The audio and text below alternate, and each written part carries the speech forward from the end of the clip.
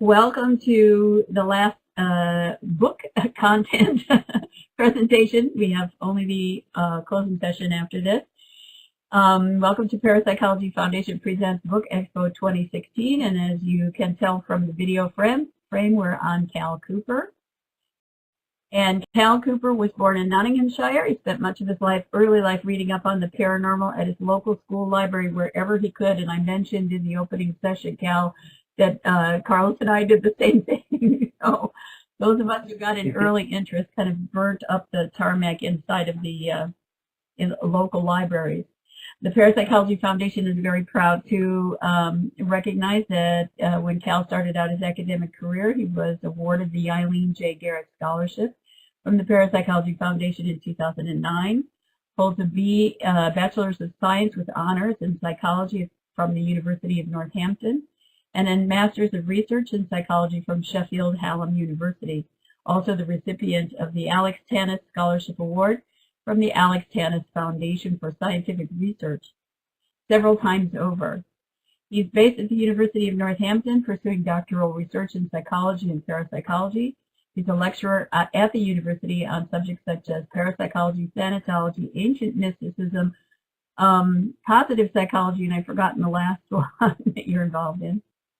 He also has many interests in psychology, including research methods, beliefs, motivation, and emotion, and the psychology of death. But what he's most recognized for is his research into survival of death, psychic abilities, poltergeist apparitions, and hauntings.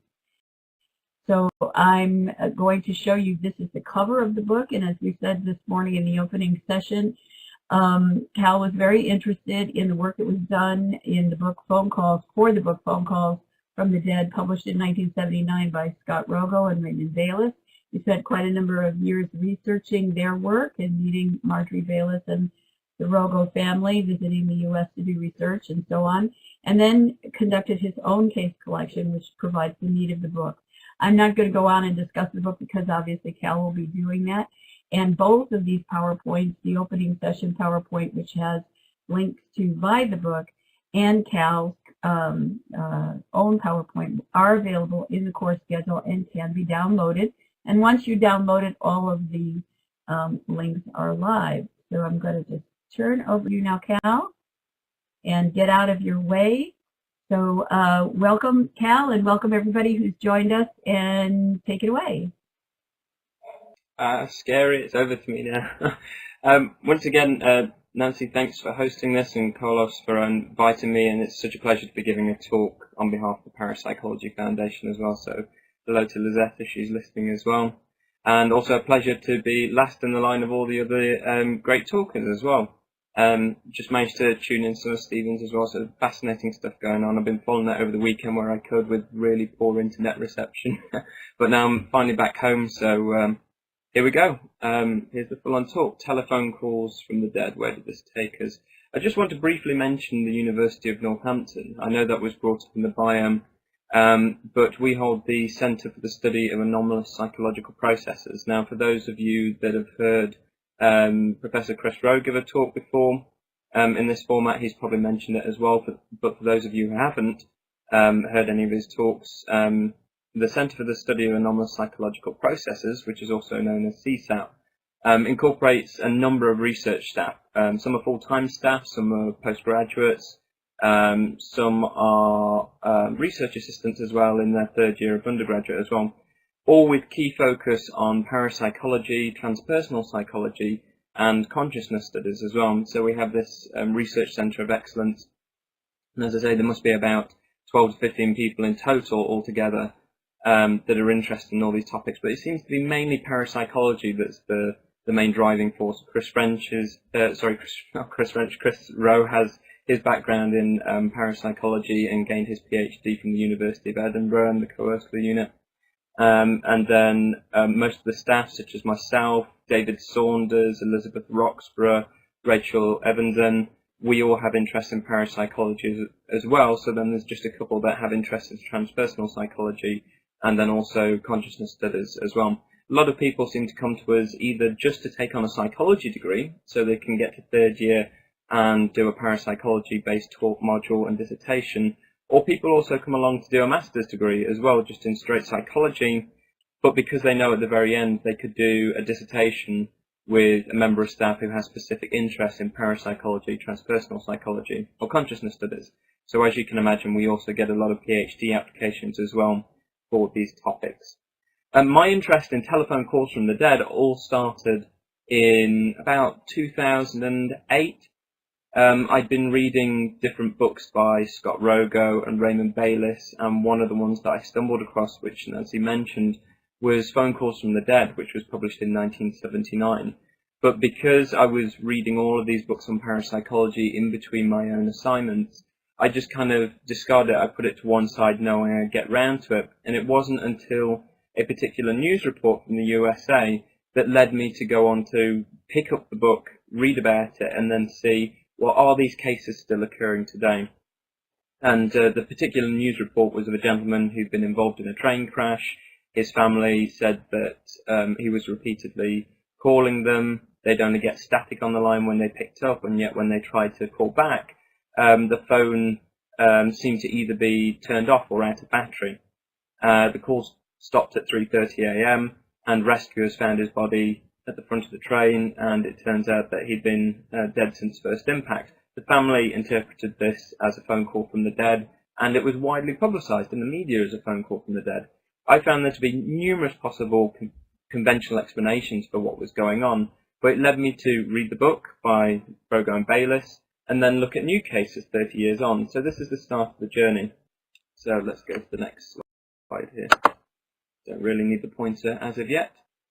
So a few things that I want to cover that I know I probably won't bring up throughout this talk, where I'm mentioning different things about the topic, unless I discuss them now. So a summary of the book, even though it's titled Telephone Calls from the Dead, it doesn't purely focus on this. It's basically, in my mind, I've always seen it as a second edition and revised edition to Phone Calls from the Dead, because it recaps on what the topic is and gives you a brief overview of parapsychology.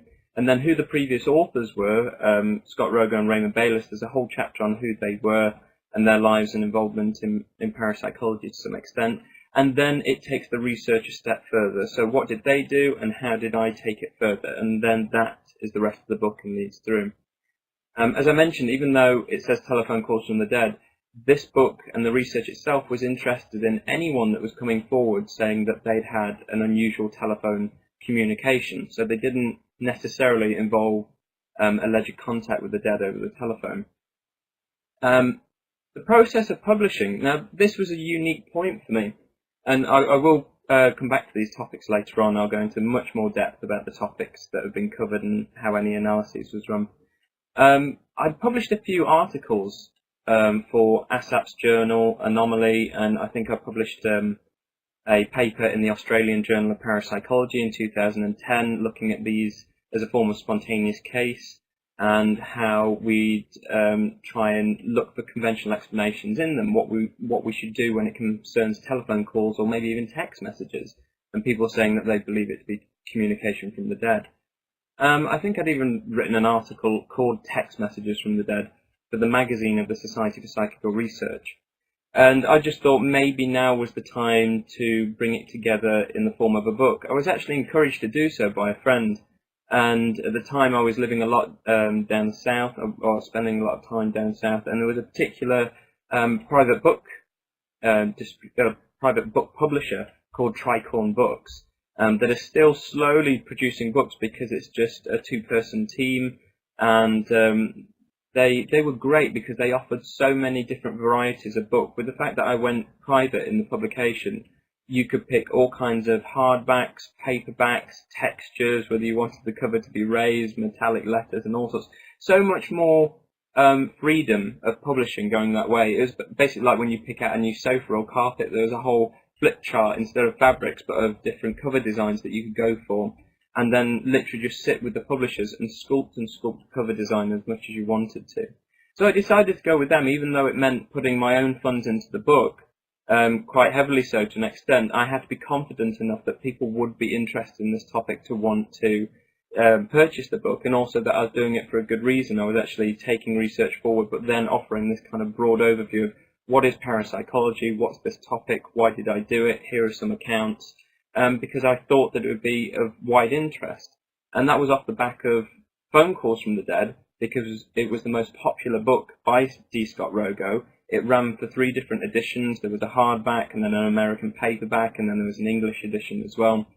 And he did plan to follow it up, and we'll come back to that later. So I went for the private publisher, and that cover design was completely different. I originally had this idea of a sideways profile of a head and a telephone on top of it, but you could see through the head to the brain, and there was this cord trailing off towards the end. And it was also very black and white as well. It didn't really stand out. It wasn't towards the end. I got the manuscript done. We checked it through again and again. That I just went back to the cover and I said, no, we want to make alterations here. We kept the brain and the telephone, but we removed the rest of the head. And we thought, well, let's kind of go with an electric blue effect, because we've got this whole electrical equipment side of things, people claiming that this contact is through the telephone.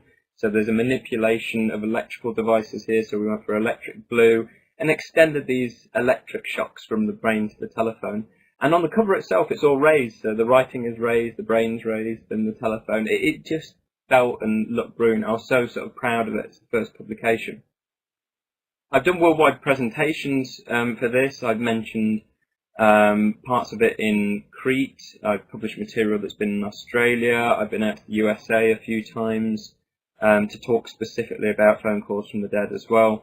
A lot of the book sales seem to go to America, though they've gone throughout Europe. Books have gone to Australia as well. I've been surprised how many have kind of been shipped out. Because it was private publishing, I've had to keep stock of these books and send them out. And my later publications, my other books that I've done, it was through a semi-private publisher. So even though there were different rules with the publishing process, they sort out distribution, and so does Amazon as well. So everything is sorted out for you. If you privately publish something and you hold all the stock because you bought all the copies, you have to find a place to keep them.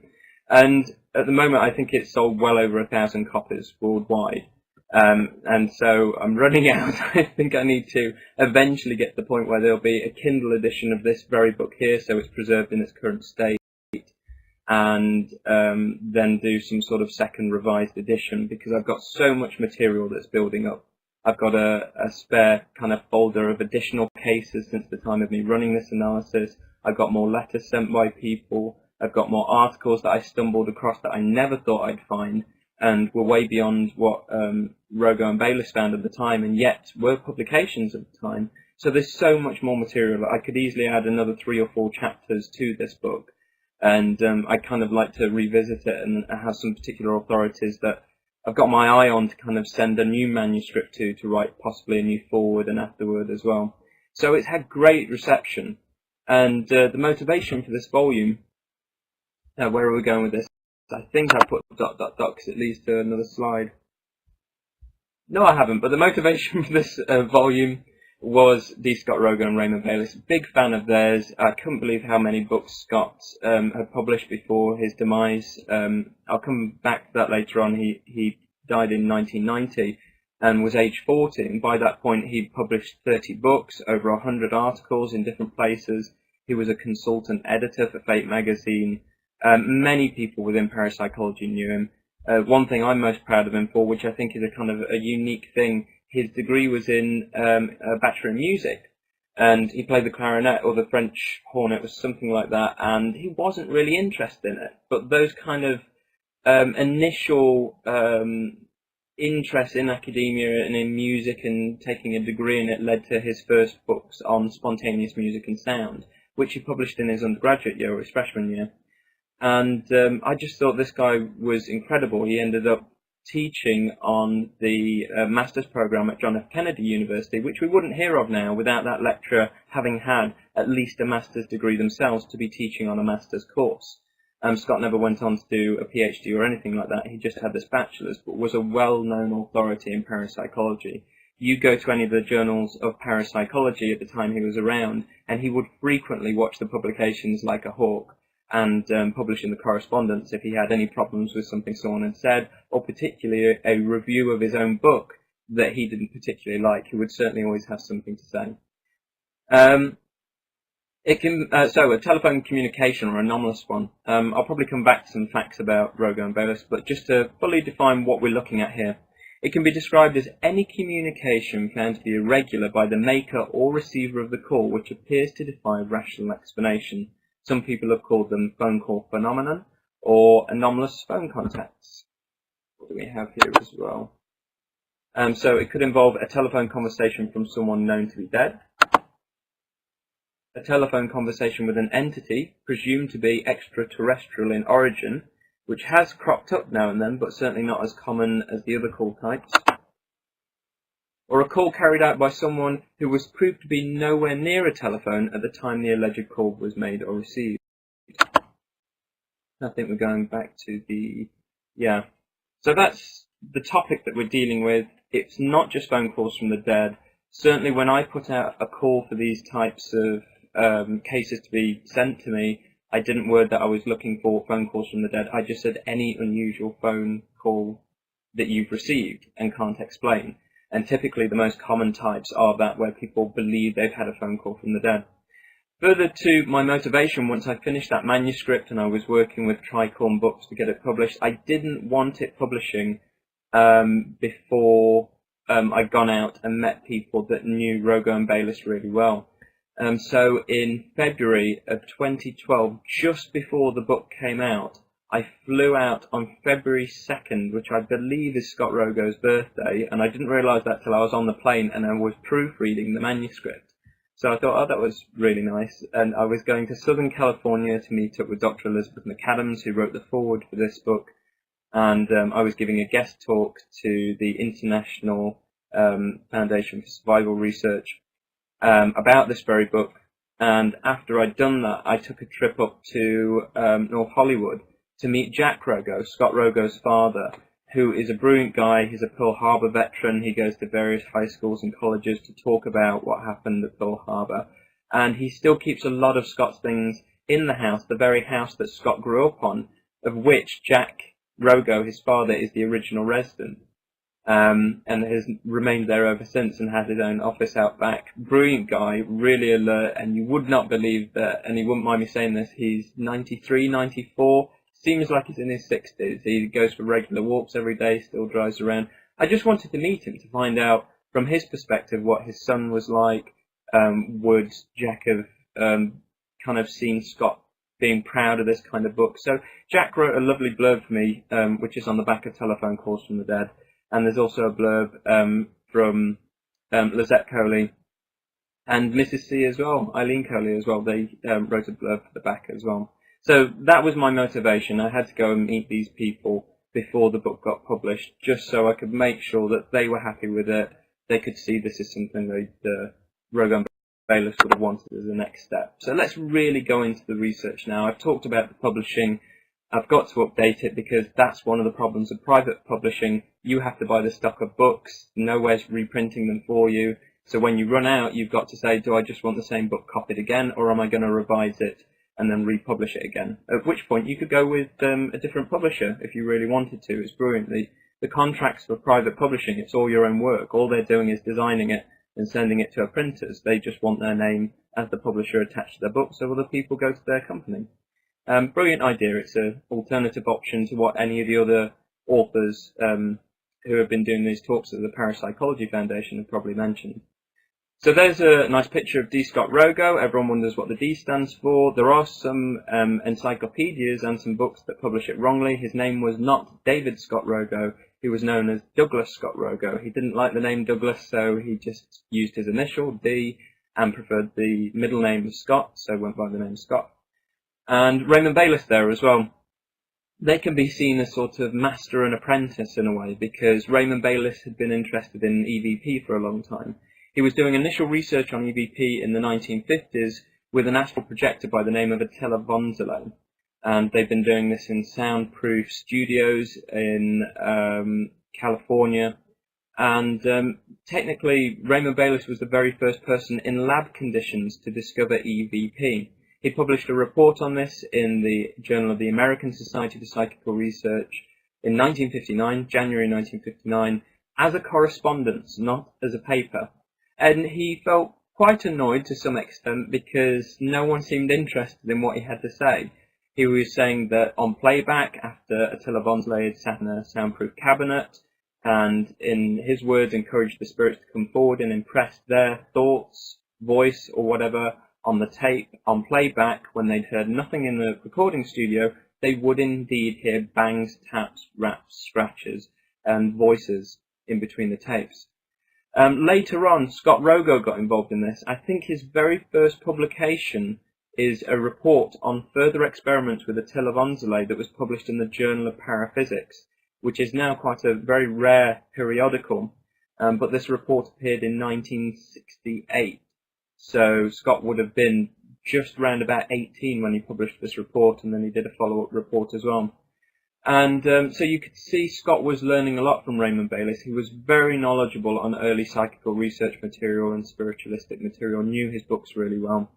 And they were continuing this research up until the late 1970s. And they had a few people come forward who said, oh, that's very interesting that you're doing that kind of research. I had a phone call that I think was from the dead. Are you interested in this? By that point, they hadn't heard any of these about any of these types of experiences. So they didn't really dismiss it. They just didn't know what to do with it. And then a few more people came forward, and then a few more. So they thought, well, this is fascinating. They sidestepped from EVP, where you're seeking out this experience, you're seeking out this anomaly, to people that are spontaneously having these telephone calls. And they spent 2 years going through all the parapsychology journals they could get their hands on, all the literature to find any published accounts of these events.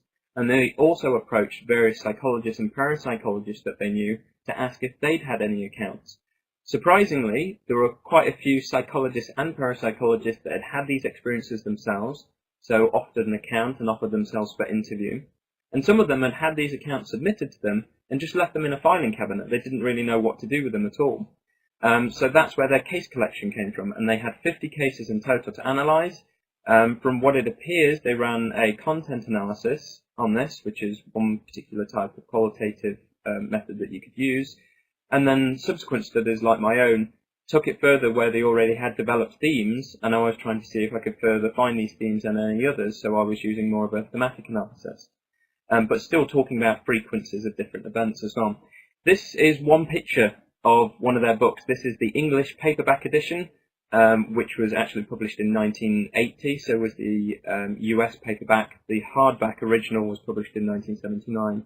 But this is my favourite cover. Like many of Scott Rogo's books of the time, they are fantastic covers, and I'll show you in the next slide. But I love this. You have the gravestone as a cross, and then the telephone lines running through it as though some sort of signal is going down into the grave. And it is just brilliant advertising. These are the kinds of books, even though they're sort of cheesy, they catch your eye. And I think Scott referred to them all the time as airport kind of newspaper stand books, because they used to fit in racks and you could just pick them out. They were popular sellers. I keep on pressing sideways when I should be clicking. I'm really not used to this. Hopefully it's going well. I'll come back to the other books that they published, but just to give you a brief overview. Oh, this didn't come out completely right, did it? It looks a mess, but still. I just want to give you an overview. So EVP I strongly consider to be something completely different from the telephone calls. EVP, you seek that phenomena out, you purposely try and record something anomalous, whereas with the telephone calls, they happen to people that don't really expect these things to happen. So looking into the history, I personally found, thanks to Alan Gould, Dr. Alan Gould, who is still a very renowned parapsychologist, a former lecturer of the University of Nottingham, and he ran courses there on parapsychology as well. He found in an issue of Borderland, which is a very old psychical research journal, and found me a case from 1898, I think, of probably one of the earliest strange telephone calls, of a call that took place of someone signalling an emergency happening, and yet when these people went to the emergency and found this person there unconscious in, say, a factory, there was no one there who could have made the call. So very unusual. It got submitted, but that was after I'd done the book, so the earliest case I could find at the time was also one that Rogo and Bayliss had already found. And it was a case that was published in Light, the Journal of the College of Psychic Studies. A solicitor by the name of David Wilson had been living in London and was an amateur wireless telegraph operator. He published his article on what happened in 1915. Essentially, he had this wireless telegraph, so using Morse code, and it just worked on clicks. He developed it further so it had a galvanometer, so he was hearing the beeps instead of the clicks, to make it very clear of what he was hearing in the Morse code. And he removed the receiving wire, hoping to get anomalous communication, and sure enough he was, and he was translating the Morse code, and he would get messages such as, wait 7 days and 6 hours. So he'd wait 7 days and 6 hours, thinking something was going to happen, and it didn't. So he also got colleagues in to transcribe or translate the Morse code, and just to make sure that he wasn't getting the communication wrong, and he wasn't translating it incorrectly, and sure enough, his colleagues were getting the exact same messages, but it'd never mean anything. It wouldn't actually come to anything. Now, with the wire removed, he shouldn't really have been receiving anything. But there was the possibility that if anyone in the next house along had got one of these devices, maybe it was picking up on a really weak stray communication. There was also problems with structural vibrations. He did check to see if there was any problems with the floor or any vibrations that may be going through the floor of the building in which he was conducting these experiments that might be causing the machine to be producing these beeps. But when he was translating it, transcribing it, it was coming out with words that would make sense, so you'd expect if there was structural tremors or so forth, it would be random beeps and clicks. He gave no real answers to where these communications were coming from, though he speculated as to whether they were extraterrestrial in origin. So that's one of our earliest kinds of telephone calls from the dead. Francis Grierson was a well-known literary figure in California. In 1921, self-published a book called Psychophone Messages. Was well known also under the name of Jesse Shepherd throughout Europe, practicing as a medium. Now, I think this book was published as a sort of a gimmick, a final farewell. It mentions that Francis Grierson took a psychophone, which used to be a self-help device that you'd keep next to the bed. It would play wax cylinder records of self-help. So you're having trouble with business, you go to sleep listening to this record, and while you sleep, it'd be giving you inspirational speech to be better at these tasks, and so forth.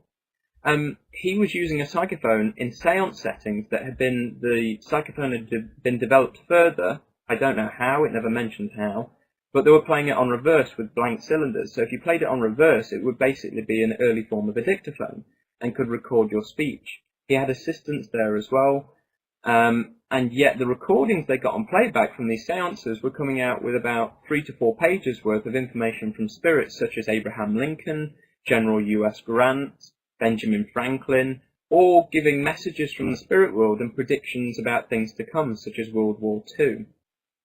So really fascinating to read the book, but only in 3 or 4 places does a sentence here and there allude to what they were actually doing with this psychophone. And Francis Grierson died shortly after the publication of this book, so we'll never know what happened to that psychophone, what had actually been done to it, but it's still a publication that's out there that we're aware of. F.R. Melton is a very long story to tell. I'm not sure if I can fully go into it, but essentially he'd been interested in spirit communication. His eldest son wasn't, but his eldest son was involved in telephone communication and radio communication in World War I. He'd been injured and was still working for army colleges, teaching other soldiers about radio communication and how to build radios and specific telephones for communication. His eldest son returned home one evening to find Melton conducting a seance one Easter. Melton's eldest son had fallen in love with a girl who worked at a local shop for different pieces of devices that he needed to buy to take to the college to show other students, soldiers, how to build these devices. And the family hoped that they'd get married one day, but a short illness took her, and he was grief-stricken. And this went on for days. He came home to find his father holding a seance that he'd done many times before. There was a friend staying for Easter, Melton's wife as well, and Melton's youngest son. And Melton's eldest son came in, pooh-poohed the entire seance, said it was a load of nonsense, and his youngest brother said, shh, we're getting a message from J, or JR, I think the initials were. And being the initials of Melton's eldest son's fiancée, and so he was intrigued. He came into the seance room, and all the knocks and raps about the seance room and any activity began to increase. And he started to hear the knocks in the form of Morse code, which he perfectly understood. So too did his deceased fiancée. They regularly communicated on Morse code, like an early form of text messages, and so you knew who was messaging you. They'd have a secret code that would start the message. And sure enough, in the seance, the secret code was tapped through in Morse code. So he was fascinated. Melton published a paper in 1921, also in Light, the Journal of the College of Psychic Studies, and it was about a first device he'd made, kind of like a radio, to get in touch with spirit, which contained a test tube which would hopefully contain ectoplasmic mist within it. He also includes a photo in this original report. But he believed this early kind of telephone to contact the dead that required ectoplasm within it was very dodgy. It didn't always seem to work, so he wanted the assistance of his eldest son, who was now interested to some extent, to help him build a second device.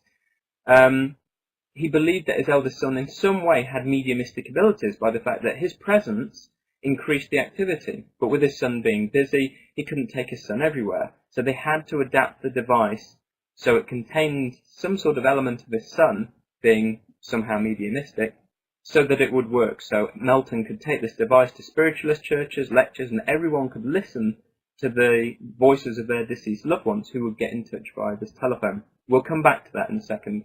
I've really condensed that story. It's all mentioned in the book. We are really going to run over time if I don't come back, but here's an overview of EVP. It started with Raymond Bayliss, and then Frederick Jurgensen was wrongly advertised very much as being the founder of EVP. He accidentally discovered EVP while recording bird songs in 1959. He's a former opera singer and Swedish filmmaker, so he had the kind of media contacts to go public, and so he's widely recognized for discovering EVP. When, if we want to go by the publications and the actual research, Raymond Bayliss discovered it, and he was quite annoyed by this. And then Dr. Konstantin Radover took over from Jurgensen, published the book Breakthrough. David Ellis took it on from there. And now we have people like Anne Winsper today who are doing a lot of research on this. It goes on, so do check that out. And telephone communication, that really started, there was a book in Brazil, the translated title is Voices from Beyond by Telephone, published by Oscar de Argonal, a medium who claimed that their only communications were really via spirit over the telephone. If they picked up the telephone, spirit would come through to them. Beyond that, it was really Rogo and Bayliss's book that purely talked about telephone contacts with the deceased. And then there was a follow-up study by Massimo Biondi, and then my case collections after that. I really can't go into any detail on this unless we want to be here for 2 or 3 hours. So here's an image, here's a diagram of Melton's device. I can't find the pamphlet in which this is contained. They published a pamphlet on this called A Psychic Telephone in 1921. I can't find it anywhere. If any of you have a copy or have ever come across a copy, please let me know, because I would love to see it and read it, love to replicate a copy and just get it all copied so I can see what went on. But this is the device, this is what it looked like. So very basic, all contained within a small wooden box. We have batteries, tension coils, we have the receivers, and component B, it's a balloon. Now when I ask people what does this contain, some people say helium and some other things, some people say air, and I say, what kind of air? And eventually they realise, after me telling that backstory, that Melton asked his eldest son to inflate the balloon with his breath so the device contained the psychic ether. So wherever he took this device, there was still an element of his son within it. I've read letters that are contained within Senate House at the University of London, Senate House Library, where the Harry Price collection is. There was correspondence in 1932 between Melton and Harry Price, the famous ghost hunter, about this device, because Harry Price made a replication of it himself. It didn't work. He followed these exact instructions. He also brought a medium in to sit with the telephone in the hope that it would work. It didn't.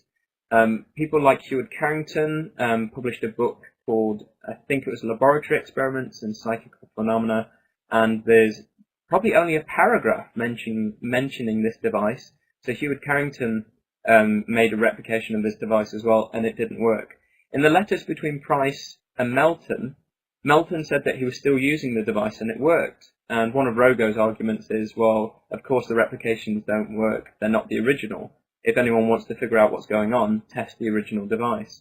But by that point, 1932, Melton had made only slight alterations. He got rid of the headphones and put an audible speaker on the side of the box. So if he took it to audiences, everybody could hear the conversations and make up their own mind as to what they were hearing.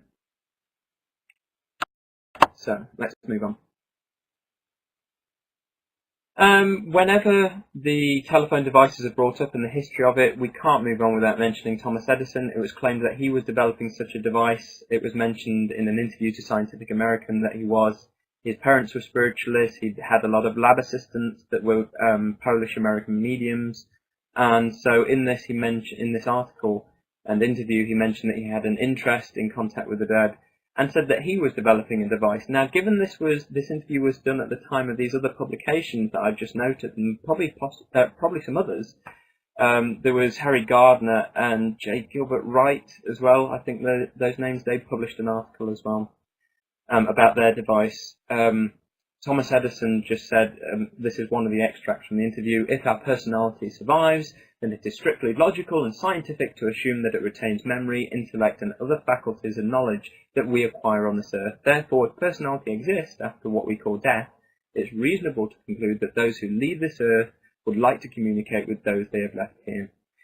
He alludes to the device, says that it's going to contain very sensitive components, just so if we survive death, it at least gives the dead a chance to communicate.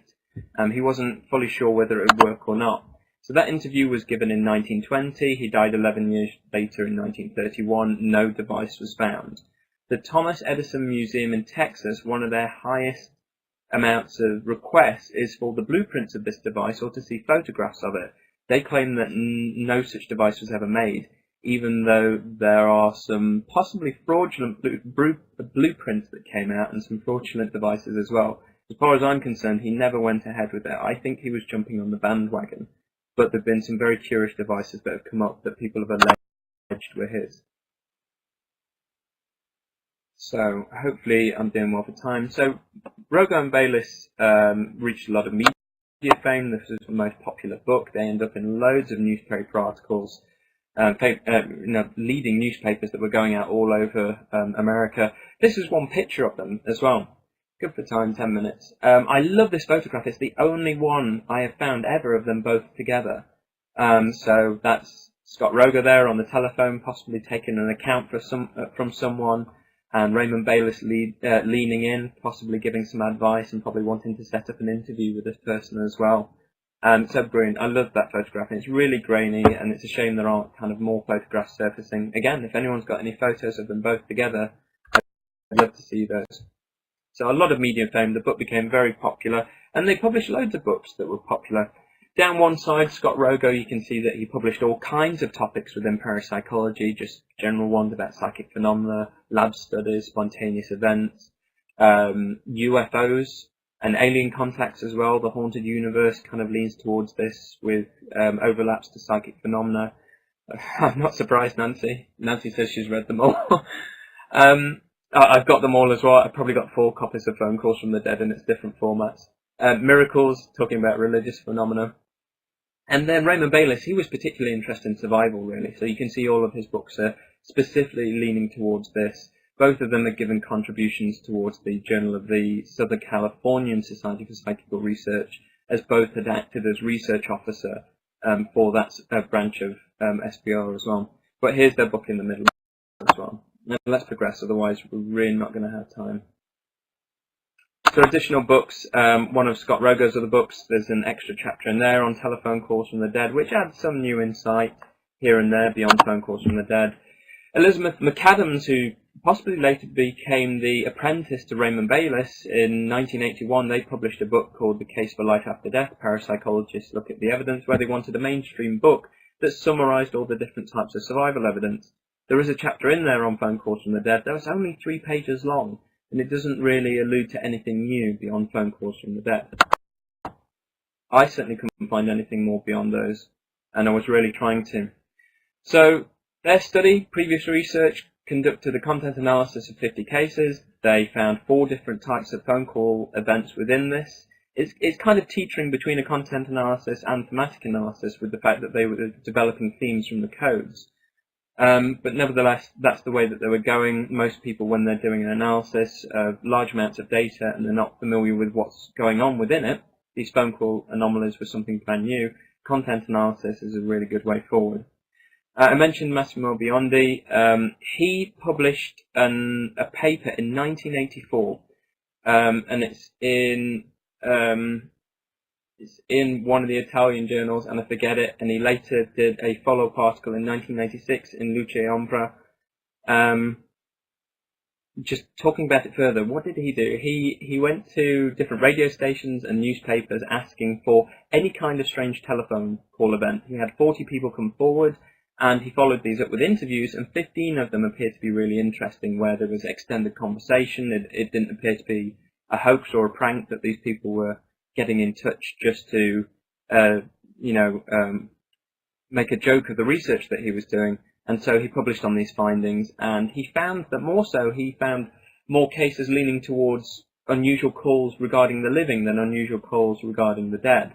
But he found that they fit the call types of Rogo and Bayliss, and he made some conclusions such as, it's a lot of time and effort to do this. It might cost a researcher a lot of money to make any form of travel to follow up interviews and conduct the analysis, because it's such large bodies of qualitative data, follow things up with telephone companies and so forth. 10 minutes, I'm probably on 5 now. Call type spines, let's summarize them.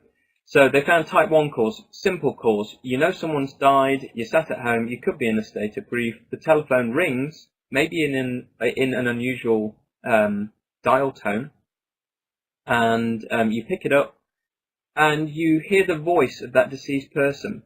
They might sound hollow, distant, at the other side of the room. There might be a lot of static on the line, and you know it's them. And the line goes dead, but you don't hear the sound of the phone going down on the receiver. This was the most common call type.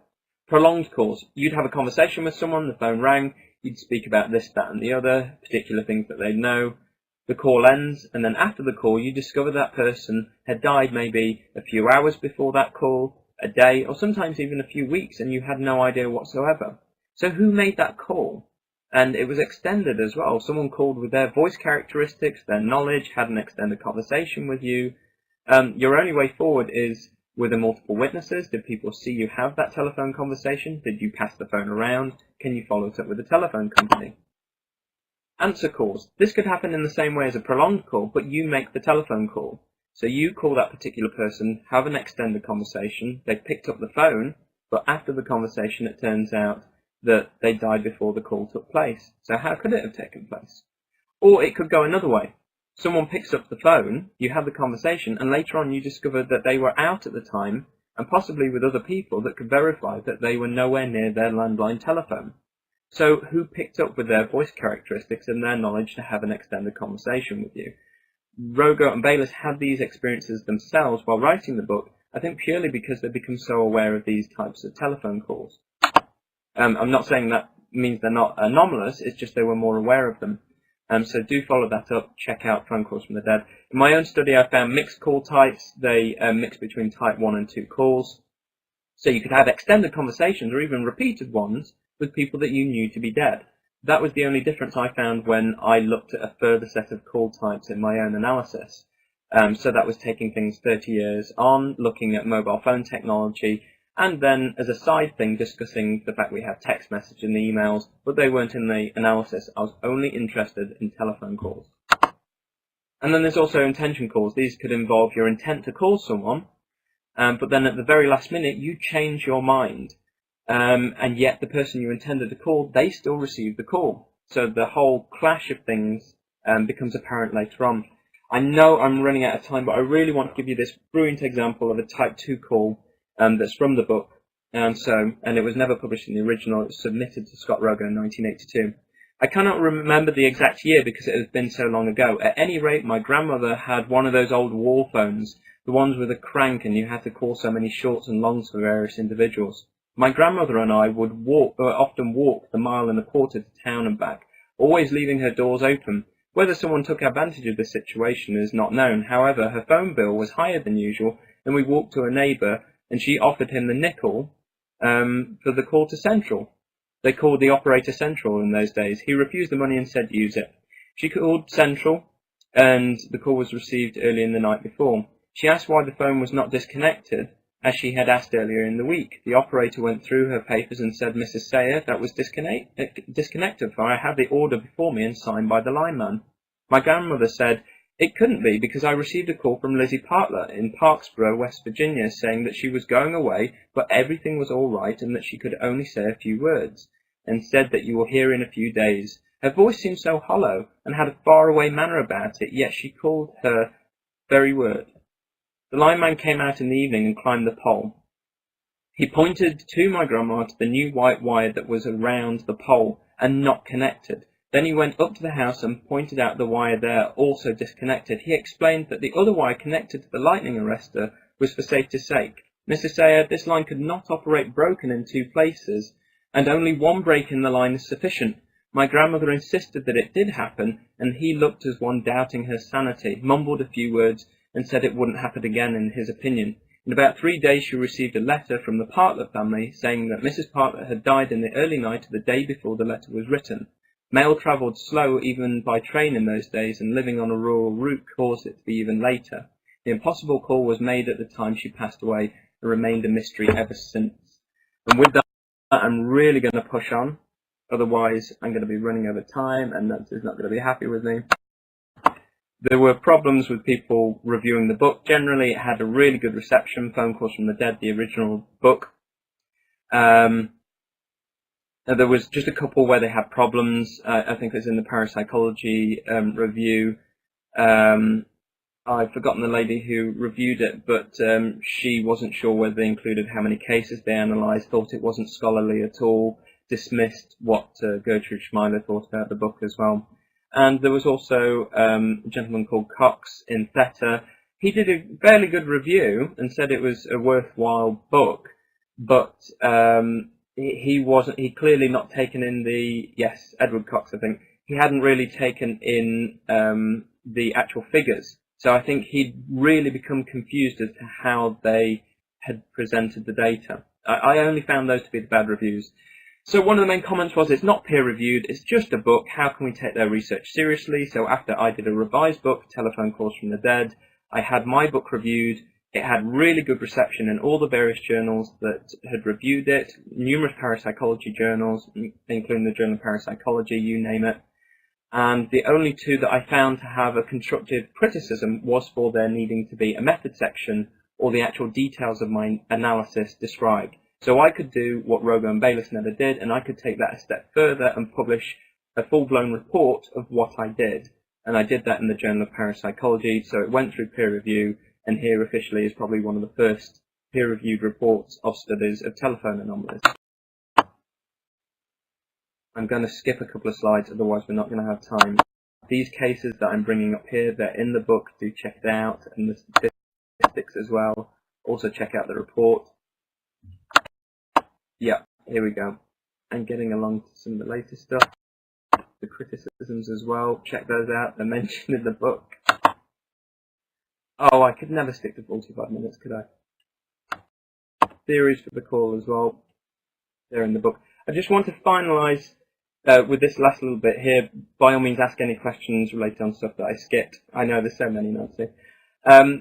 After I'd done this book, the secretary of the SPR, Peter Johnson, said, "Oh, this might interest you. This device had been sitting in the Society for Psychical Research in London for a long time, and it was given to the SPR by the Scammell family, and it was allegedly an early telephone to contact the dead. It was used in the 1940s by a gentleman called Ernest Valentine Scammell, who developed it, amateur psychical researcher and electrician as well, electric engineer. And he made this, and it was meant to be employed in seance settings. It produces a large humming sound by passing over radio waves without any wire, aerial. So it would never connect to radio stations, but it produces a loud, constant humming noise that you can change the pitch of. So I got together with Steve Parsons, who some of you might be familiar with. He's a physicist, and his PhD is on infrasound, looking at low-frequency sound. So we got together. I was looking at the psychology and parapsychology of this. He was looking at the makeup of the box, the electrical components, and what it's doing. And we discovered that if you're listening to this for a few minutes, the loud humming sound, people feel sick, they want to leave the room, it creates a tinnitus effect in the ears. And if you picture it in a seance setting, everyone holding hands, with all the doors and windows shut in low lighting, and there is a little red bulb you might see producing some light, it would be producing a humming noise such as vum, vum, vum. You would enter somewhat of an altered state like Ganspell, but this tinnitus effect would allow for anyone that believes that they've picked out a word or a name, like with EVP static, I think I heard the name Tim, and then everyone else might lead to group conformity, and because they've all got this tinnitus effect as well, so they might second guess. It was just assumptions based on our part of how it worked. All we had was a letter from his daughter, I think her name was Eileen Cooper, interesting clash of names there, who said that she remembered her father using it, but nothing a great deal beyond that. And it was lucky I got in contact with her when I did, because 2 weeks later her husband got in contact with me to say she went for a routine operation and passed away during the surgery. So I'd really got in touch with her just in time to find out anything I could about this device and get a picture of Ernest Valentine's Scammell, which unfortunately I'm not included in this. So taking that further, Steve and I decided to do a book together purely on sound and the paranormal, which includes all these kinds of chapters here. It's an anthology by some of the leading researchers in the field at present, dealing with all these different topics of sound. So as you can imagine, it includes telephone anomalies as well, and I really haven't got time for that. So I think that leaves us on a final there. Where next? All I can say is I'm doing a lot of research on bereavement experiences at the University of Northampton to finalise my PhD. I've got a couple of months left to go. But I am still collecting these cases, so if anyone has had such an account, unusual phone calls, do let me know, do get in contact. You can look at what I'm doing by following me on Twitter or just send me a direct email as well. I also do a lot of work with the Alex Tannis Foundation as well, so do check out one of the latest books I've put together, and I'm putting together more of his unpublished manuscripts. So they'll be updated soon, and I'll put all that news on my Twitter page. Sorry for overrunning and cramming so much information in, but I hope that's been informative, you enjoyed it, and also thank you for listening in, taking part in this presentation. Marvelous, marvelous, Cal. We don't even mind that we have no possibility of making a new cup of tea. Not at all a problem. Remember, everybody, the PowerPoint is available in the course schedule. You can download it and take a look at it, and we have the link here for buying the book and a paranormal review. I hope that's not the bad review of the book, and Cal's Twitter feed too. And no, that's not a bad review at all. Good. Because I've read a bit of it, so I was hoping it was No, I'm mentioning the old reviews of the original book, Phone Calls from the Dead, to see if Bayless had criticisms, and it's in the Parapsychology reviews, the magazine of the Parapsychology Foundation. Well, pooh. It's Julia Hardy. That was it. Julia Hardy wrote the review. Oh, interesting. That's interesting. Oh, well, I think the rest of us love the book. Worst review of them all. Oh, my gosh. I thought it was very unscholarly. Oh, dear. Well, it was actually quite a good book. So I think if anybody has any questions, go back and drop them to Cal on his Twitter feed, and definitely get in touch with him if you have a case. For heaven's sake, these are really interesting phenomena and deserve much more review, I think. And it's wonderful to hear that you're still working on this and that you've got more material, and you'll be doing a Kindle, yay, and also another edition of the book itself. So thank you, everybody, for coming, and thanks, Cal, for getting it in there. So we've got 3 minutes anyhow to make a new cup of tea, and we'll see. Oh, not a problem. It was a wonderful choice, I think. And we'll see the rest of you and Cal, you're welcome too, at 4 p.m. for the closing session. We have some new things to talk about the Parapsychology Foundation. So to be clued in live, please come and join us for the final session in 3 minutes. So we'll see you later. Thanks, Cal. Thanks, everybody, for coming. Thanks, Nancy. Thank you, everyone. Thank you so much.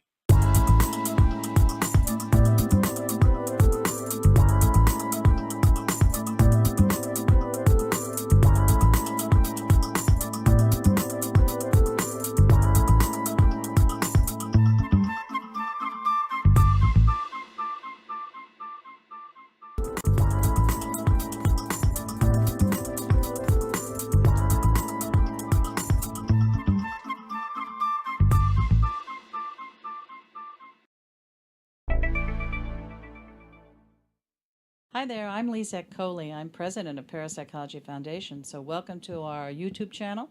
We have lots to look at, so please check out our videos. Don't forget to subscribe. Thank you.